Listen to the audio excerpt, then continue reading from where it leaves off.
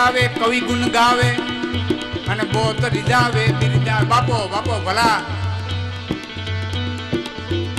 મોડા દણ અને ભાગણ મળે અંગ રોગ ને અરિયા. એક તો દી બોરો હોય ને પાછા માગવા વાળા આવે. અંગ રોગ ને અરિયા, કાયા રોગે ઘેરાણી હોય ને હામો દુશ્મન આવે. કાયાને ડગલું ભરવાની તાકાત ન હોય ને હામો તલવાર લઈને આવે. ઈટાણા ધીરવવા એ વખતે આવે કવિ ગુણ ગાવે બોત રીજાવે બિરદાવે. દાતાર નિભાવે પણ દુઃખ પાવે કે ના મુખ જાવે દામ નથી. એનું વાપરવાનું રણ ચડવાનું ના વરદાના કામ નથી. એનું વાપરવાનું રણ ચડવાનું વાપરવાનું રણ ચડવાનું ના વરદાના કામ નથી ભાઈ. ના વરદાના કામ નથી ભાઈ. ના વરદાના. તો ભક્તિ મુક્તિ પ્રદાયક. પેલા ભક્તિ જો હે સાહેબ, મુક્તિની વાતો પછી કરો. કાંડામાં તેવડો હોય ત્યાં સુધી કમાઈ લ્યો, હોય ત્યાં સુધી મહેનત કરી લ્યો. માણસનો મોટામાં મોટો દુશ્મન હોય તો આળસ છે. અને એટલું બધું કમાવા ધોડે ન મૂકો કે તમે વહેલા થાકી જાઓ. આપણે એમ કે ફલાણા ભાઈના લગ્નમાં ગયો તો, ભુવા હતા ત્યાં પ્રસંગ હતો અને દાદા વાસરાના ધામે ગયો તો ને આ સરસ મજાની રસોઈ બનાવી હતી. 3 લાડવા ખાધા પણ મજા આવી ગઈ ભાઈ. 3 લાડવામાં આનંદ આવી ગયો. 3 લાડવા ખાધા એટલે મજા નથી આવી, ત્રીજે લાડવે અટકી ગયા એટલે આવી. જો ચોથો ખાધો હોત તો મજા બધી એવી ખાઈ જાય.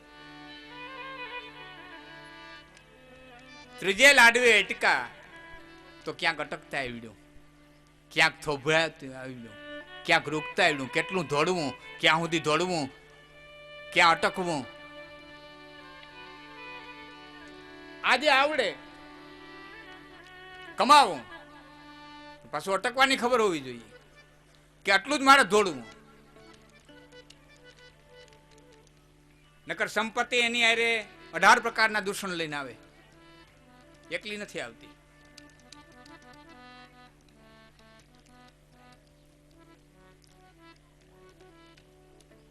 એટલે આળસ એ આરામ નથી. અટકવાની વાત આવી એટલે કહું, આરામ કરવો થોડોક. કમાવા દોડવું પણ પાછો વિરામે લેવો. ઘડિયાળનું લો આમ જાતું હોય એટલે આપણે એમ લાગે કે આમ જાય છે, પણ એમ નથી જાતું. આમ જવા માટે છે ને શક્તિ ભેરી કરે છે. પછી એની મર્યાદા અટકી જાય છે તો જ આમ જઈ શકે. બાકી આમ ગયા પછી જો શક્તિ ભેરી ન થઈ હોય તો આમ ન જઈ શકે. થોઈ ભો અટકો તો વિરામે જોઈએ, પણ કેટલો વિરામ કરવો એની પાછી મર્યાદા હોવી જોઈએ. એટલે આળસ એ આરામ નથી. આળસ એ આરામ નથી. લોભ એ કરકસર નથી. અને ઉડાવપણું એ દાતારી નથી. કોઈ એમ કે 5 જણા હામટા ભેરા થઈ જાય ને આપણે હાલતા જુનાગઢની બજારમાં 5000 રૂપિયા વાપરી નાખી તો યાદ રાખજો તમારું ઉડાવપણું છે. એ દાતારી નથી. દાતારી તો વિગતથી વપરાય તો પાતીમાંય ભાઈતું પડે. બાકી ઢગડી ઢોળો થાય તો કાગળ બગડે. કાગળ આય તો વિગતથી વપરાય તો પાતીમાંય ભાઈતું.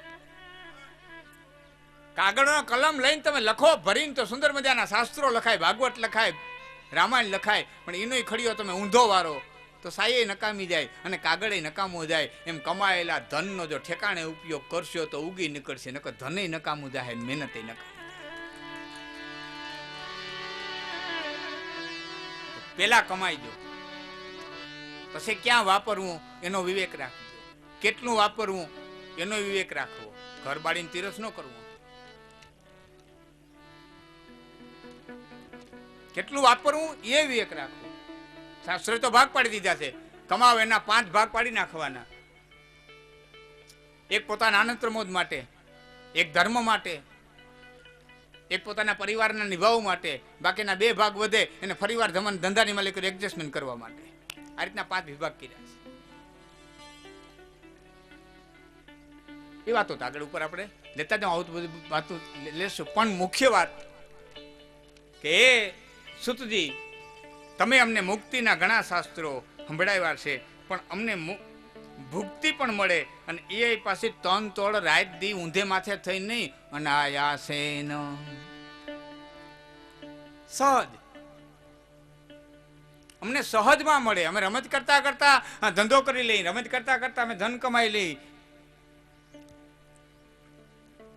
એમ સહજમાં મળે. આમાં અનાયાસ શબ્દ વાપર્યો, અનાયાસેન સર્વશઃ. ખાલી એક પોતું નહીં, જે કાંઈ મળે અમને અનાયાસે મળે, સહજમાં મળે. સોક્રેટીસે એક જગ્યાએ ક્યાંક લખ્યું છે સહજ માટે,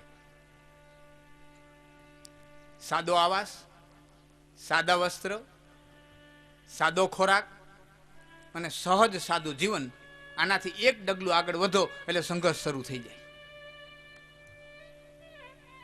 એક ડગલું ભર્યું એટલે તમારે સંઘર્ષમાં ઉતરવું પડે. બાકી આટલું દેવાય બંધાયેલો છે. સાદો આવાસ, સાદા વસ્ત્ર, સાદો ખોરાક અને સહજ સાદું જીવન. એટલે સહજ જીવન. જેને ખોટું બોલવું હોય ને એને રિયાદ કરવા પડે 6 મહિના અગાઉ. આમ કે 6 મહિના પછી આમ કે, 2 મહિના પછી આમ કે. ખોટું બોલવું છે ને એને કાયમ રિયાદ કરવા પડે, અને કીધા પછી 6 મહિના યાદ રાખવું પડે. મેં આમ કીધું તો વળી પાછું ક્યાં પાછું ફરી નહીં જવાય ને. પણ જેને સહજ છે એને નથી રિયાદ કરવો પડતો, નથી યાદ રાખવું પડતું. જે કેવું છે નથી કેવું. તો નાયાસેન સર્વશઃ. ત્યારે સુતવાચ,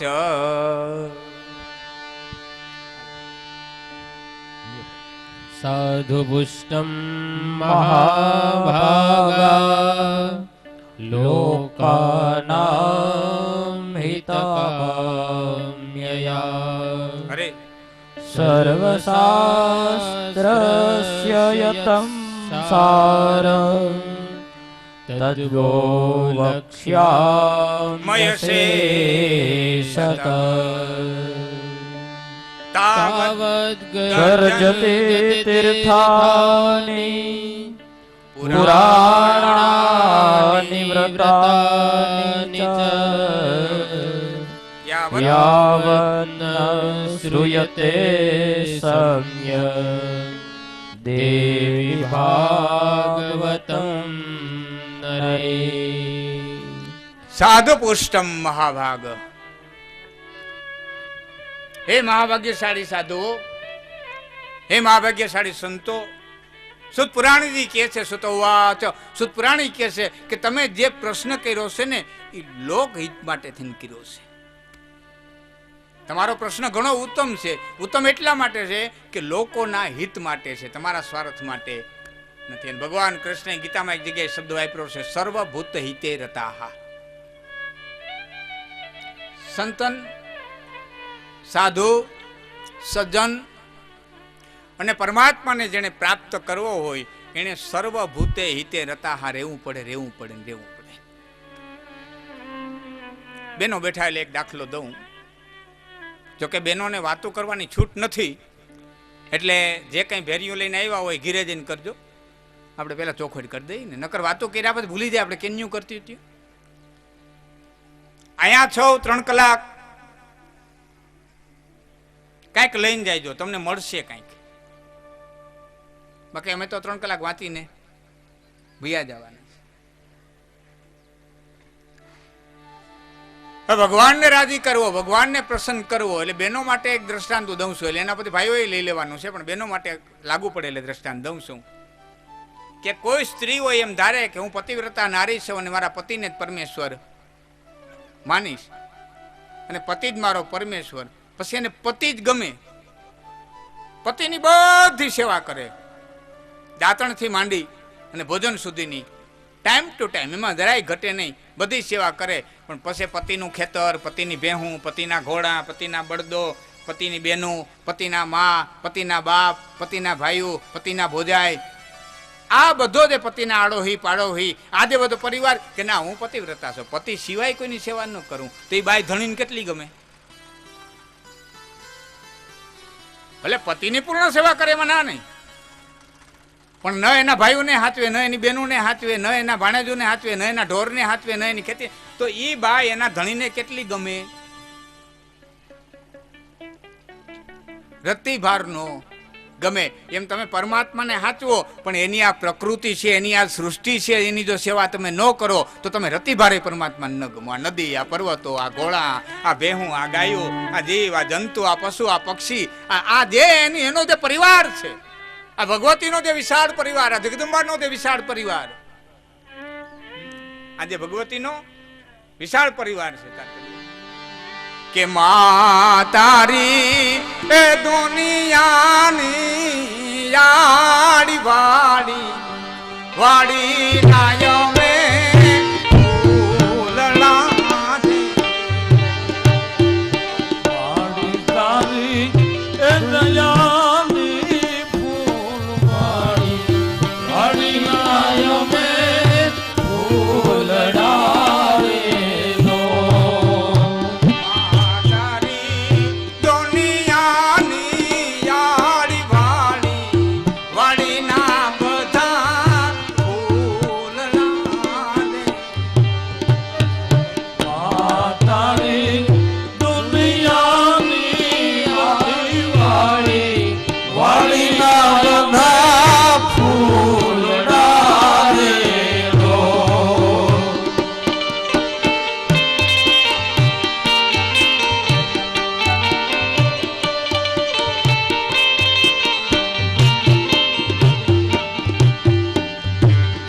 આ એની જે સૃષ્ટિ,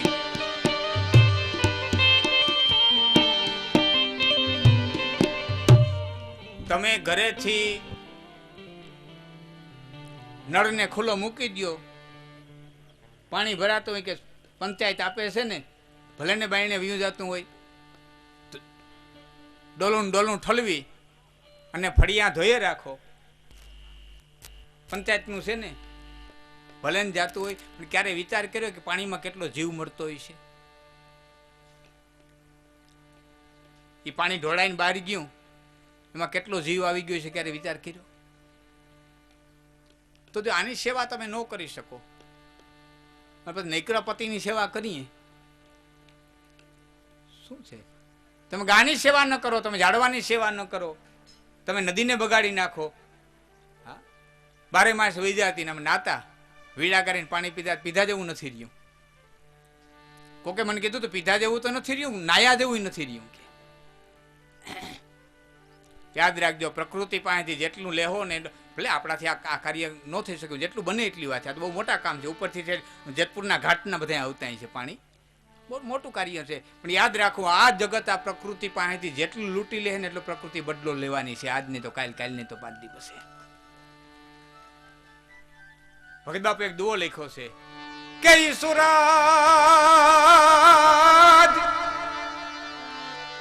સૂરજ ઘર સંઘરેલ અને ચોરી અને જળ સાયર તણા એ પાસાયો સાડે ઓકે એ એને કોઠે નરિયાય કાગડા એ પાસાયો સાડે જોને ઓકે એ એને કોઠે નરિયા. સમુદ્રને ખબર ન પડે એમ સૂર્યએ પાણી ચોરી લીધું ઉનાળામાં. સમુદ્રને ખ્યાલ ન આવે એમ ભગવાન સૂર્યનારાયણે પાણી ચોરી લીધું. પણ ગમે એટલું બીજાનું ચોરો તો એ કોઠે નરીએ અહાડે ઓકેલ, એને કોઠે નરિયા કાગડા અહાડે રાયડું નાખી નાખીને પાછું દીધું. અહાડ મહિનામાં ગરેડાટીઓ કરી રાયડું નાખી નાખી અને દીધું. એટલું ને, ઈ પાણી પાછા પેટે ઢેડાય ઢેડાય સમુદ્રમાં ગયા. મેલા થયા, પસરાણા, ખુંદાણા, ડુંગરથી પીડ્યા, રગડાતા પાછા હતા ન્યા ગયા. એમ પ્રકૃતિ પાસેથી જેટલું લેવો એનું આજ નહીં તો કાલ પ્રકૃતિ તમને રગડાવીને પણ પાછી લેવાની છે. મોટો કાર્ય છે, આપણા એકથી બની શકે નહીં. પણ હવ પોતપોતાનું આંગણું જો હરખી રીતે સાફ રાખે તો ગામ સદન સાફ થઈ જાય. એમ અહીંયા શબ્દ વાપર્યો છે સુત પુરાણીજીએ લોકાનામ હિત કામ્યયા. એ સાધુઓ, તમે જે પ્રશ્ન કર્યો છે એ લોકોના હિત માટે થઈને કર્યો છે, અને સર્વભૂતિ તે રતાહા, બીજાના હિત માટે થઈને તમે. એક બીજી વસ્તુ વચ્ચે કહી દઉં કે આ જગતના હિતમાં તમે સતત રચ્યો એટલે તમારું હિત ઓટોમેટિક થઈ જાય, કારણ કે તમે સૌ તો જગતમાં જ ને. ચાલો ભાઈ, તારણ સમાજનું મારે હિત કરવું છે, આખા તારણ સમાજના હિતની તમે વાત કરો એટલે તમારું હિત ઓટોમેટિક થઈ ગયું, કારણ કે તમે સૌ તો તારણ સમાજમાં. એમ જગતનું હિત કરો, આપણું એમાં મેળે આવી ગયું. બધાના હિત માટે થઈ તમે સુંદર મજાનો પ્રશ્ન કર્યો છે. અને એ સુતપુરાણી, હવે હું તમને એવું એક કથા મનોહર કહીશ. અને આ કથા એવી છે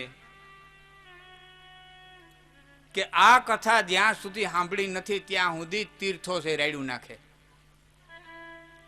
આ શબ્દ બહુ મજાનો આવ્યો. તાવત ગરજાની તીર્થાની, તીર્થો ત્યાં સુધી જ ગરજ છે કે આવો અમે તમારા પાપ ધોઈ નાખીએ. ત્યાં સુધી તીર્થો એમ કે આવો અમે તમારા પાપ ધોઈ નાખશું, આવો અમે તમને સુખ આપશું. તીર્થો ત્યાં સુધી જ પડકારા કરે જ્યાં સુધી આ દેવી ભાગવતની કથા નથી સાંભળી ત્યાં સુધી. તીર્થો ચૂપ થઈ જાય, શાંત થઈ જાય. તાવત ગરજાની તીર્થાની રાગના ભાગવત શ્રુતમ, જ્યાં સુધી દેવી ભાગવત નથી સાંભળ્યું ત્યાં સુધી તીર્થો ગર્જના કરે છે. યાવત ન શૃણ્યતે સમ્યક દેવી ભાગવત નરેહી. એક શબ્દ જો ફરી વાર, હું એક શબ્દો પર મને બહુ મજા આવે, હું શબ્દો પર બોલતો જાય, સાંભળવું એ બરોબર છે. એક શબ્દ આપ્યો સમ્યક. સમત્વમ યોગ ઉચ્યતે. તમે તમારામાં તાકાત હોય ત્યાં સુધી બેહવું, તમારામાં તાકાત હોય ત્યાં સુધી સાંભળવું, અને તમારે જરૂર પડે કંઈ અતિ જરૂરી કામની તો વયું જવું બીજાને ડિસ્ટર્બ કર્યા વિનાના. પણ જેટલી ઘડી સાંભળવું એટલી ઘડી સમ્યક થઈને સાંભળવું. અડધા અહીંયા ને અડધા ઘીરે ને અડધા ધંધામાં ને અડધા વાન અડધા પગરખાં પાય, એમ નહીં. તો જ પાર્ટીની અંદર હું બે શબ્દ લખી હવે. કેટલા ઉતારશો કેટલા નહીં ઉતારો એ તમારા ભવિષ્ય ઉપર, કારણ કે બુદ્ધિ ભવિષ્ય પ્રમાણે હાલે. પણ આ દાદાએ આપણને ભેળા કર્યા છે, મા મમાએ આપણને ભેળા કર્યા છે, ભગવતી આપણને ભેળા કર્યા છે. તો કંઈક એવું વાવેતર કરીએ. આ શરીરને ક્ષેત્ર કીધું, ધર્મ ક્ષેત્રી કુરુક્ષેત્રીમાં શરીર એક ક્ષેત્ર છે. ગીતાની અંદર 13મો અધ્યાય ક્ષેત્ર અને ક્ષેત્રજ્ઞ યોગ છે. અધ્યાયનું નામ જ ક્ષેત્ર અને ક્ષેત્રજ્ઞ યોગ છે. તો આ શરીર છે ક્ષેત્ર છે. ક્ષેત્ર એટલે ખેતર, હું હાવ દેવી ભાષામાં કહું ખેતર. અને ખેતર હોય એટલે એમાં કંઈક વાવેતર થાય. તો આ શરીરમાં વાવેતર થાય 5 જગ્યાએ. આમાં 5 વાવણી હાલે. આંખથી, કાનથી, જીભથી, વિચારથી અને સ્પર્શથી. કોઈ તમને સ્પર્શ કરે એટલે તરત વાવેતર થાય. પછી માનો સ્પર્શ હોય તો એ રીતે વાવેતર થાય, દુશ્મનનો સ્પર્શ હોય તો એ રીતે વાવેતર થાય. ઉગે અંદર. માએ સ્પર્શ કર્યો હોય ને તો કંઈક અંદર ટાઢક ઉગે, અને ઓલા એ કરીને બાવડું થયેલું હોય ને તો માલિકો કંઈક નોખું ઉગે. આ પરસથી વાવેતર થાય. મંથરાને જ્યાં સુધી ઝાપટ નહોતી મારી કઈ કઈ ત્યાં સુધી કઈ કઈ ફેર્યા નહોતા. રામાયણમાં જ જો કરફોડી કીધી ને ઘણું બધા શબ્દો કીધા. મંથરાને ઝાપટ મારી, ઝાપટ માર્યા પછી કઈ કઈ નો હાથ છે મંથરાને એડ્યો, અને પછી કઈ કઈ બુદ્ધિ ફરી. એટલે ઘણા સાધુઓ આપણને અડવા નથી દેતા એનું કારણ એ છે ઉર્જા એકાબીજામાં પેલું થાય. તો સ્પર્શથી વાવેતર થાય.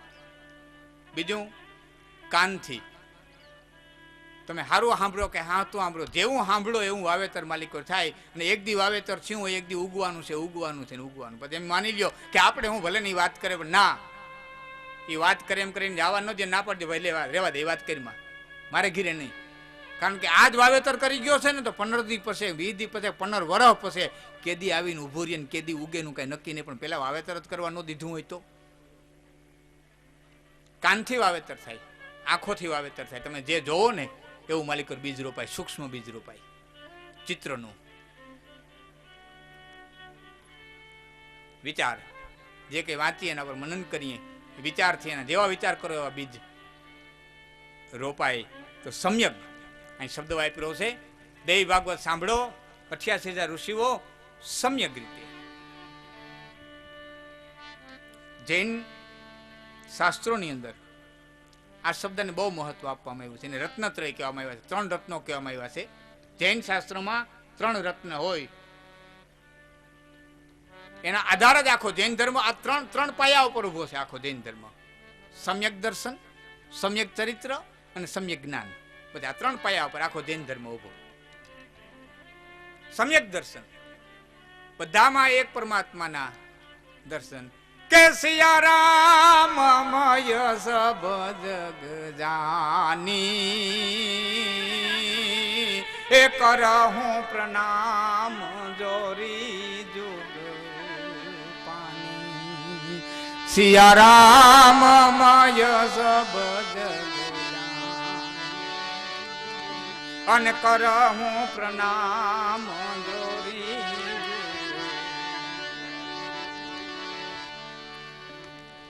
બધામાં જેને રામના દર્શન થાય એ સમ્યક દર્શન. હવે એક બીજી જો આમાં હજી એક ઘણી વાત કરી દો, તમે ભૂલી ન જતા. તમે ત્યાં સમ્યક દર્શન કરવા સિંહને જઈને બધ ભરવી, સમ્યક દર્શન કરવા એટલે હું હરપને પકડવો, સમ્યક દર્શન કરવા એટલે હું પડાહામી બથ લેવી. મારા શબ્દો પર ધ્યાન દેજો. સમ્યક દર્શનની વાત કરી છે, સમ્યક વર્તનની નહીં.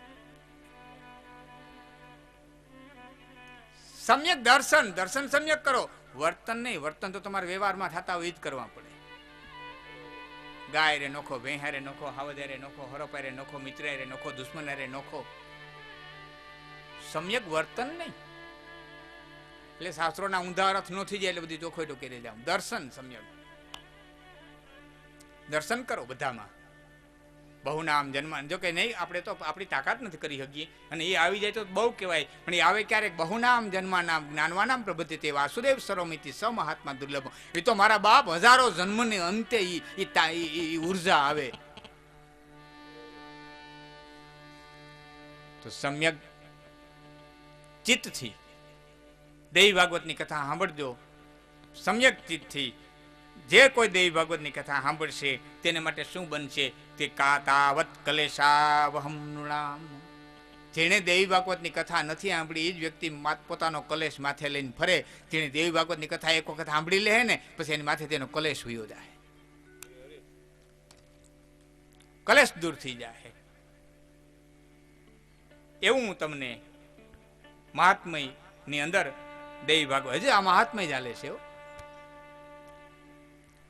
મહાત્મય કોઈ પણ શાસ્ત્ર હોય એની શરૂઆત મહાત્મયથી કરવી પડે. કારણ કે જ્યાં સુધી મહાત્મયની તમને ખબર ન હોય ત્યાં સુધી તમને એના પ્રત્યે આદર ન થાય.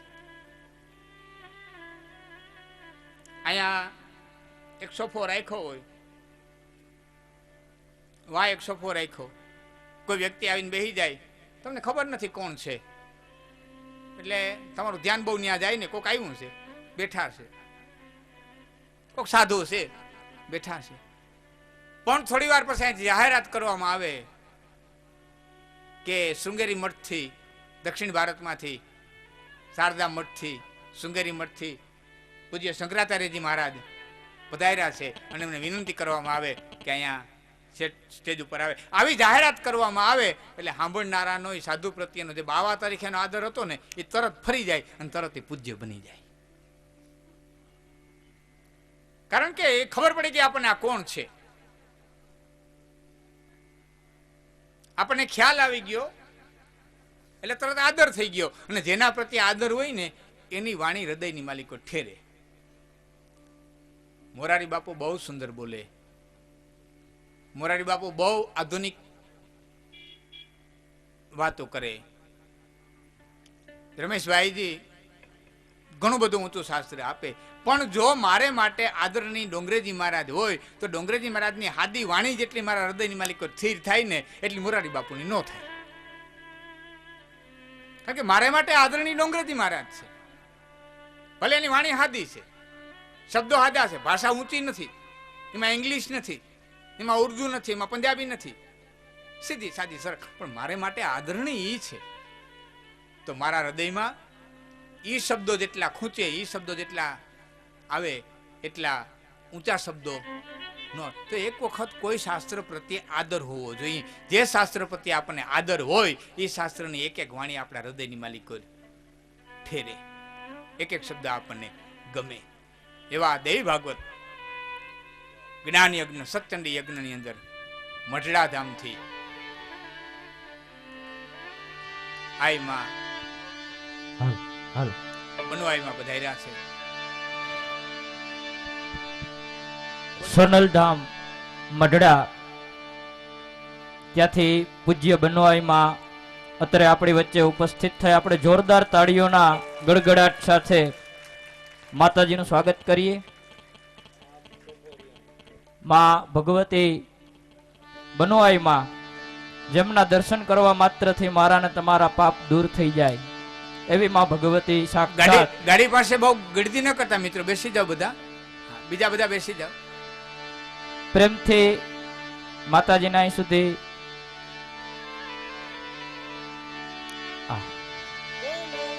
બોલ સોનલ માત કી જય, બોલો બનવાય માત કી, બોલો મઢડા ધામની. સોનલ સોનલ ગાઈએ રે.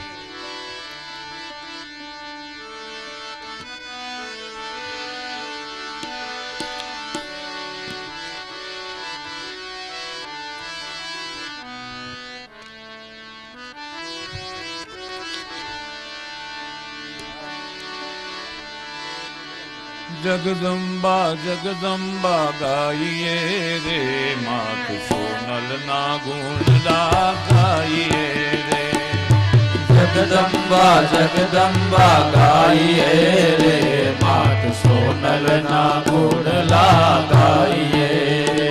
ઓ જગદંબા જગદંબા ગાઈએ રે, માત સોનલ ના ગુણ ગાઈએ રે.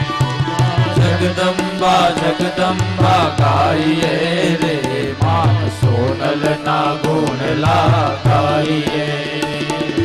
જગદંબા જગદંબા ગાઈએ રે, માત સોનલ ના ગુણ ગાઈએ. જગદંબા જગદંબા ગાઈએ રે, માત સોનલ ના ગુણલા ગાઈએ. પધારેલા બધા ભાવિક ભક્તજનોને નમ્ર નિવેદન, જે લોકો જાય છે સામે ભોજનશાળાની અંદર પ્રસાદ લીધા વિના અહીંયાથી કોઈ જાય નહીં. પ્રસાદ લીધા વિના કોઈ જાય નહીં. જે લોકો જાય છે એ ત્યાંથી ભોજનશાળાની અંદર પ્રસાદ ગ્રહણ કરી અને પછી જાય.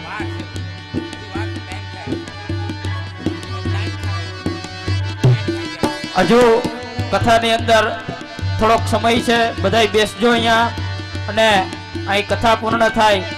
પ્રસાદ લીધા વિના કોઈ ભાવિક ભક્તજન અહીંથી વિદાય ન લે એવું વછરાજ મંદિર ભુવાતા તરફથી નમ્ર નિવેદન.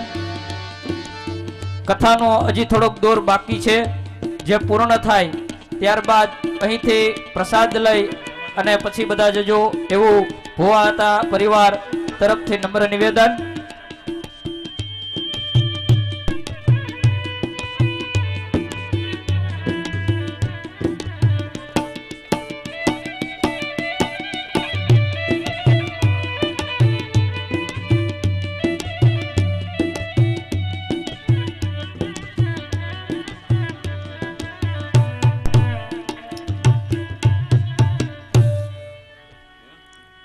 બોલીએ સોનલ માત માત કી જય, મઢડા વારી માત કી જય, બનવાઈ માત કી જય.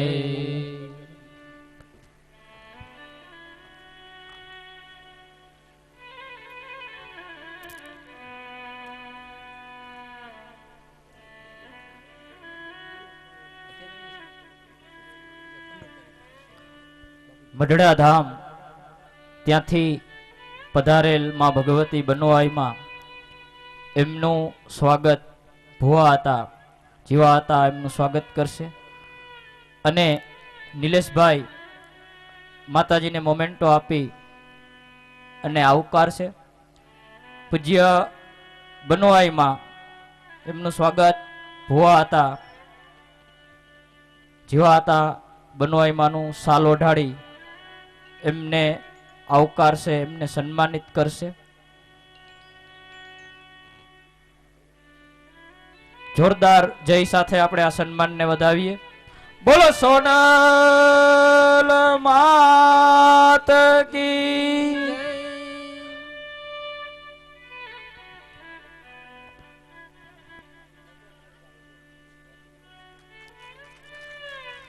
મોમેન્ટો આપી અને માતાજીને સન્માનિત કરશું.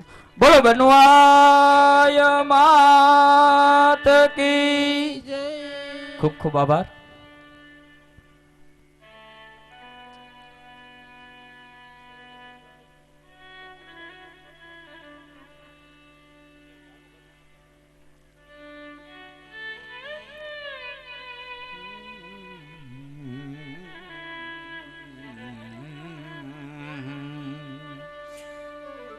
શૌનક મુનિએ જ્યારે પ્રશ્ન કર્યો છે ત્યારે સુત પુરાણીએ કીધું છે કે હે સુત પુરાણી, તીર્થો ત્યાં સુધી જ ગર્જના કરે જ્યાં સુધી દેવી ભાગવત સાંભળ્યું નથી. એટલે શૌનક મુનિએ પૂછ્યું છે કે દેવી ભાગવત શાસ્ત્ર કેવું છે અને કોણે રેચ્યું છે, કોણે કોને સંભળાવ્યું, પ્રથમ કોણે સાંભળ્યું, એ પુરાણ છે કેવું, કેવડું પુરાણ છે, એની વિધિ શું, સાંભળવાના કેટલા દિવસો, કઈ રીતે સાંભળવું, ક્યારે સાંભળવું, આવા ઘણા બધા પ્રશ્ન કરી નાખ્યા એક સાથે. શૌનક મુનિએ ઘણા બધા પ્રશ્નો એક સાથે કર્યા કે તમે જે વાત કરો છો પુરાણ કેવું છે, કોણે લખ્યું, કોણે સાંભળ્યું, કોને સંભળાવ્યું, શા માટે સંભળાવ્યું અને કઈ રીતે સાંભળી શકાય. આ એકારે આટલા પ્રશ્ન કર્યા. હવે એક યાદ રાખજો, પ્રશ્ન નહીં કરો ત્યાં સુધી કોઈ વસ્તુની તમને પ્રાપ્તિ થાય નહીં. જ્યારે અંદરથી પ્રશ્ન ન ઉઠે. 4 પ્રકારના ભક્તો ભગવાન કૃષ્ણે ગીતાની અંદર કીધા છે કે મારા ભક્તો મને 4 પ્રકારે ભજે છે. એમાં એક આ પ્રશ્ન કરતા નામ છે આરતી, અર્થાર્થી, જિજ્ઞાર્થી અને મુમુક્ષ. એક આરતી, અતિ દુઃખમાં આવે દ્રૌપદી, હોલાહોલી, એને આરતી કહે. ઓચિંતાનો નાદ નીકળી જાય આરતી. અર્થાર્થી, ધન માટે, પૈસા માટે, શ્રીમંતાઈ માટે. જિજ્ઞાર્થી, પ્રશ્ન જ ઉઠે, આમ કેમ, આમ કેમ, આમ કેમ, આ શું હોય છે, આ શું હોય છે, આ હશે નહીં હોય. આવા સતત જેને પ્રશ્ન ઉઠે એને પણ ભક્ત કીધો છે ભગવાને. અને મુમુક્ષ ચોથો.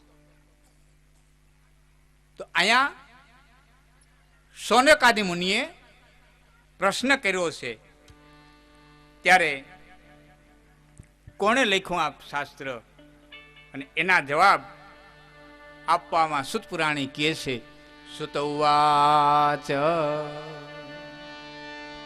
વિષ્ણોરંસો મુનિર્જાત સત્યવત્યાં પરાશરાત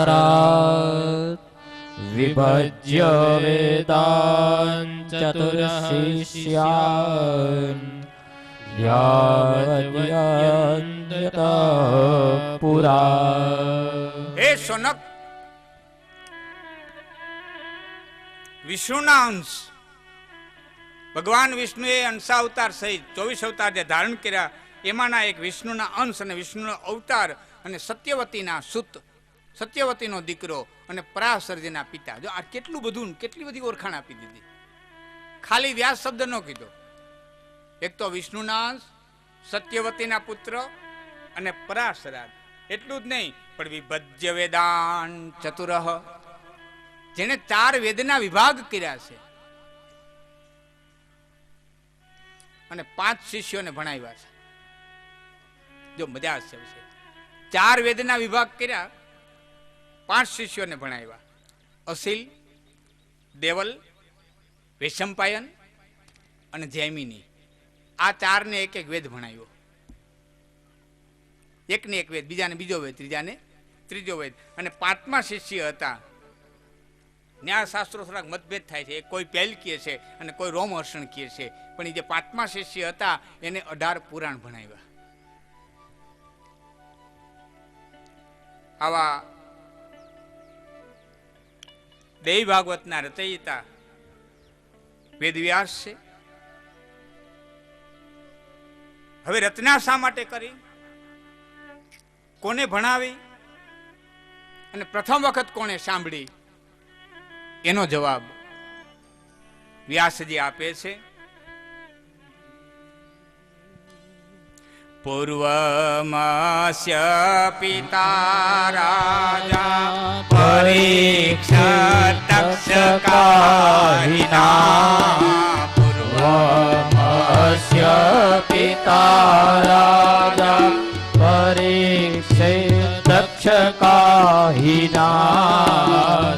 સંદ્રષ્ટ તસ્ય સંશોધ્યે રાજા ભાગવત શ્રુતમ. સંદ્રષ્ટ તસ્ય સંશોધ્યે રાજા ભાગવત શ્રુતમ.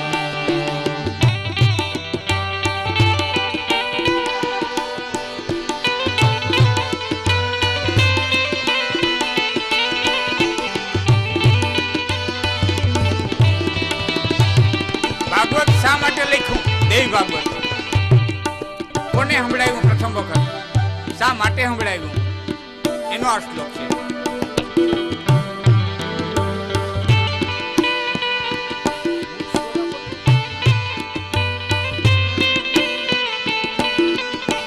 પૂર્વમસ્ય પિતા રાજા પરીક્ષત તક્ષકાહિના.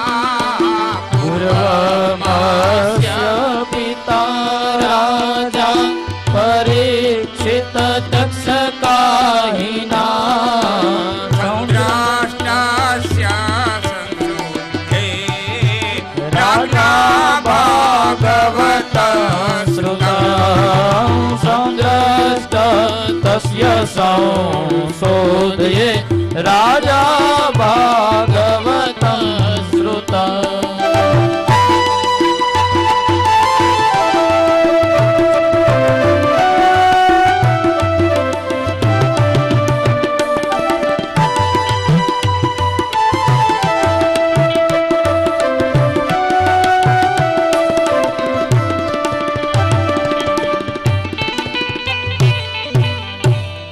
પૂર્વમસ્ય પિતા રાજા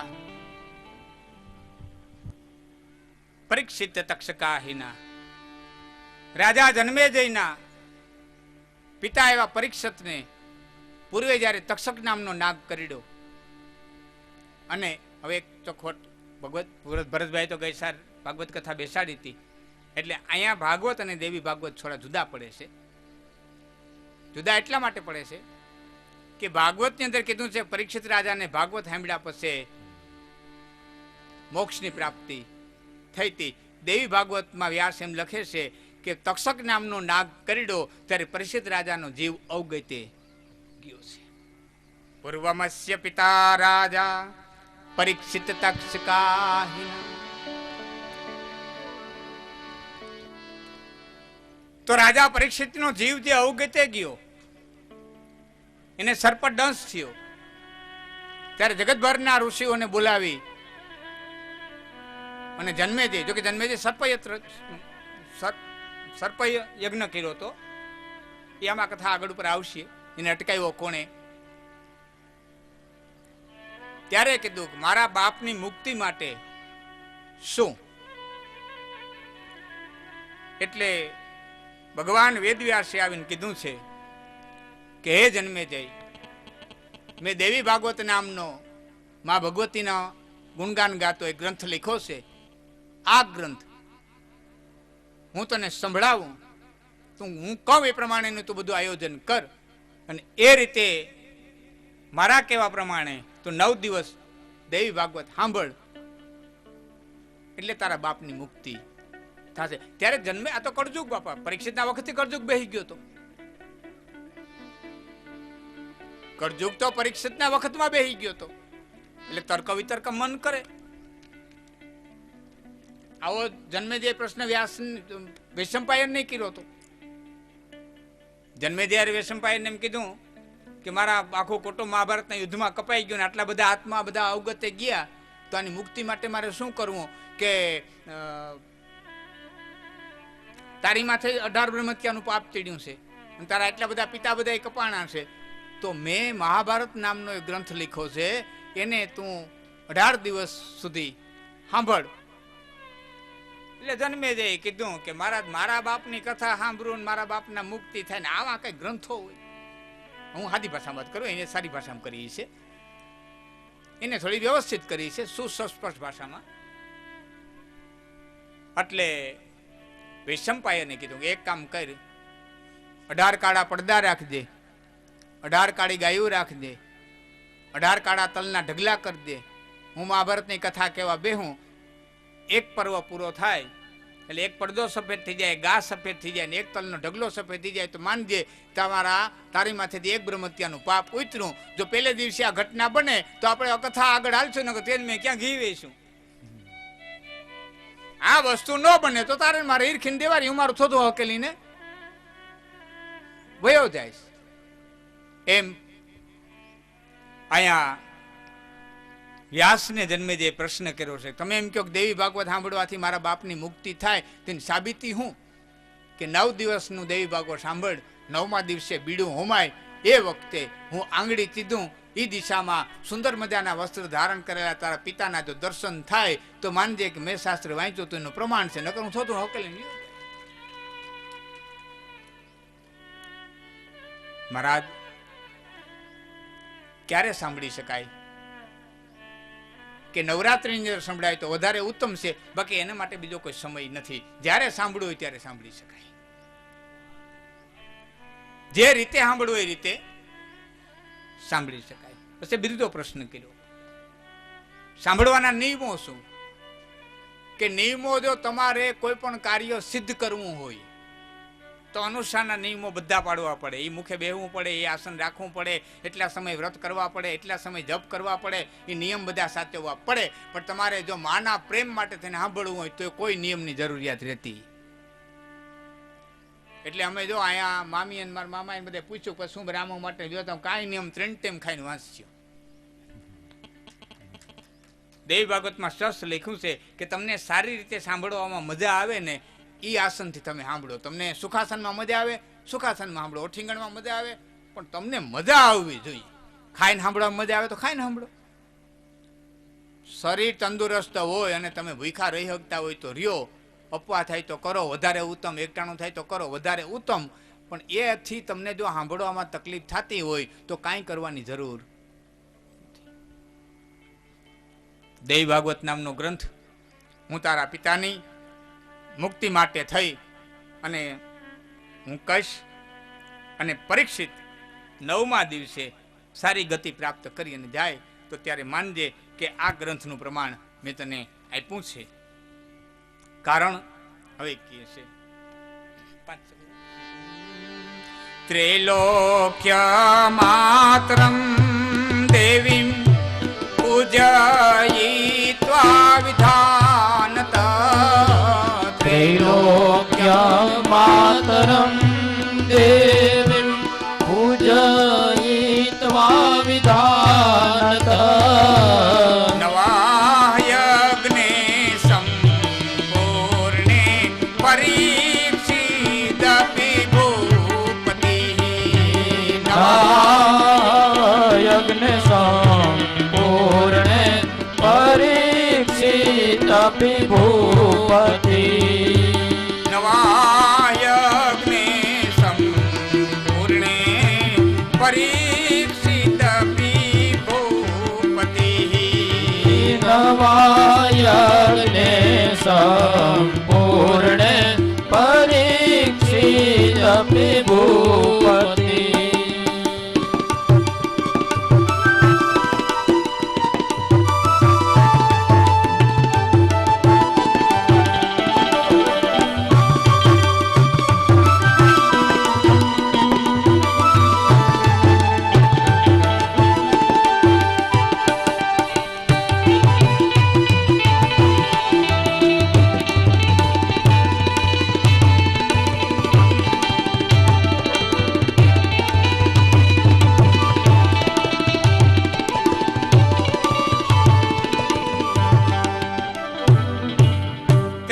જન્મે જે પ્રશ્ન કર્યો છે કે હે મહારાજ, વિધિ સાંભળી લીધી, તમે કીધું તમારું વિધિ વિધાન પ્રમાણે બધી વ્યવસ્થા કરી, સોનાનું સિંહાસન,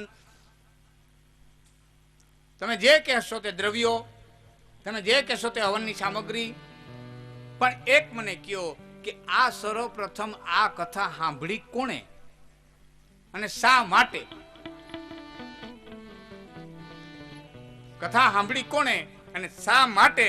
ત્યારે ભગવાન વેદવ્યાસ છે એ રાજા જન્મેજયને કહે છે, હે રાજા જન્મેજય, સવર્ણાદ વસુદેવસ્ય પ્રસન્નેનાન વેષણે ગત ચિરાયિતમ પ્રિયા પુત્ર કૃષ્ણ લબ્ધ ચિરાયિતમ પ્રિયમ પુત્રમ કૃષ્ણ લબ્ધ મુમોદ. હે રાજા, આ કથા આ મૃત્યુલોક ઉપર યાદવોના અધિપતિ જેનું શાસન જબરદસ્ત આ ધરતી ઉપર હતું એવા વસુદેવજીએ પહેલી વખત આ દેવી ભાગવતની કથા બેસાડી અને સાંભળી કે કારણ કે એનો પુત્ર ચિરાયિતમ લાંબા આયુષ્ય વાળો અથવા તો ઘણું જીવો એવા જેને આશીર્વાદ આપતા હતા. ચીરનો અર્થ થાય લાંબુ, એટલે આપણે એમ કે ચિરંજીવી, લાંબુ જીવ. ચીર એટલે લાંબુ.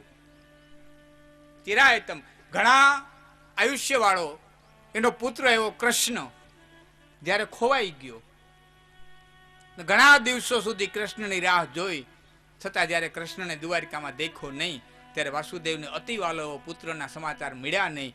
ત્યારે વાસુદેવ મૂંઝાણા અને ભારતના ઋષિઓને ભેળા કર્યા, વિદ્વાન બ્રાહ્મણોને ભેળા કર્યા, સાધુઓને ભેળા કર્યા કે અમારા યાદવોનો ઉદ્ધાર કરનાર, અમને જરાસંધના ત્રાસમાંથી બચાવનાર, અમને વિપત્તિમાંથી ઉગારનાર મારો પુત્ર ક્યાંય દેખાતો નથી. અને ત્યારે વિદ્વાન બ્રાહ્મણો એમ કીધું કે દેવી ભાગવત નામનો ગ્રંથ છે, એને તું 9 દિવસ સુધી સારી રીતે સાંભળ એટલે તારો પુત્ર તને પાછો પ્રાપ્ત થઈ જાય. 9 દિવસ એને દેવી ભાગવત સાંભળ્યું, યજ્ઞ કર્યો એટલે કૃષ્ણ છે એ પાછા વાસુદેવને પ્રાપ્ત થયા. ત્યારે સુત પુરાણીજીને સોનકાદી મુનિએ કીધું છે કે તમે આમ ગોટો વારીને કહી દો એમાં મજા નહીં, આ કથાને તમે વિસ્તારથી કહો કે કૃષ્ણ કઈ રીતે ખોવાણા, ક્યાં ખોવાણા, કેમ ખોવાણા, શું કરવા ખોવાણા અને કઈ રીતે પાછા આવ્યા. એ કથા ટૂંકમાં નહીં, અમને વિસ્તારથી આ કથા કયો. હવે એ કથા વિસ્તારથી આપણે બપોર પછી સુત પુરાણીજી 88,000 ઋષિઓ મુનિને કહેશે,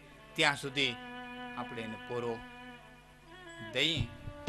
તો દાદા વાસરાના ધામે પ્રસાદીની પણ ખૂબ સારી વ્યવસ્થા છે, એમાં પધાર્યા છે અને બધા ભાવથી 3 વાગ્યે આપણે કથાને શરૂઆત કરી દઉં. હા, ઘણાના મનમાં એમ હોય કે 3 વાગ્યાથી શરૂઆત થાય, ધીમે ધીમે ધૂન કરશે ને બોલું કરશે ને પછી આપણે નિરાયતે જાઉં. જો એટલું યાદ રાખજો, હું 3 વાગ્યે કથાની શરૂઆત કરી દઈશ, તમારી ઉપસ્થિતિ હશે કે નહીં હોય, કારણ કે તમે એકલા જ નથી, આમાં મારા સામે ઘણા આત્માઓ છે. એક એક ઝવેરાની માલિકો એક એક છોડવો છે ને એક એક આત્મા છે, કયો હોય છે કે એને ખબર નથી.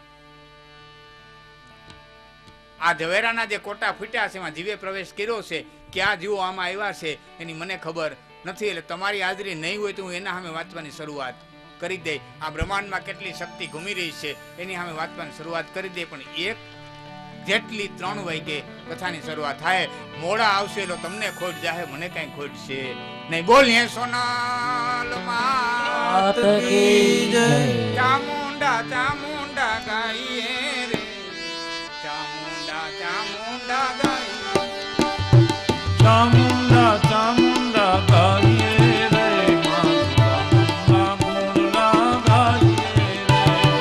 ચામુંડા ચામુંડા ગાઈએ રે, સોનલના ગુણ લાગાઈએ રે.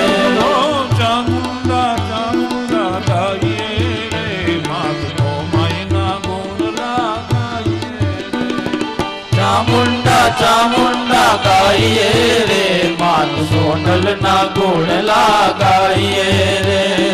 જગદંબા જગદંબા ગાઈએ રે, માત કાકરાળના ગુણ લાગાઈએ એ જગદંબા જગદંબા ગાઈએ રે માત કાકરાળના ગુણ લાગાઈએ હે ગાઈએ ગાઈએ ગાઈએ રે માત અંબાના ગુણ લાગાઈએ એ ગાઈએ ગાઈએ ગાઈએ રે માત અંબાના ગુણ લાગાઈએ ગાઈએ ગાઈએ ગાઈએ રે માત અંબાના ગુણ લાગાઈએ ગાઈએ ગાઈએ ગાઈએ રે માત અંબાના ગુણ લાગાઈએ રે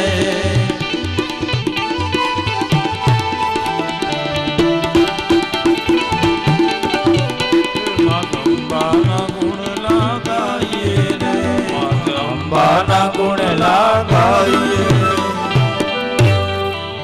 મમાય માત કી જય ગાજરાળ માત કી જય વાજરા દાદાની જય સોનલ માતની જય બનવાય માત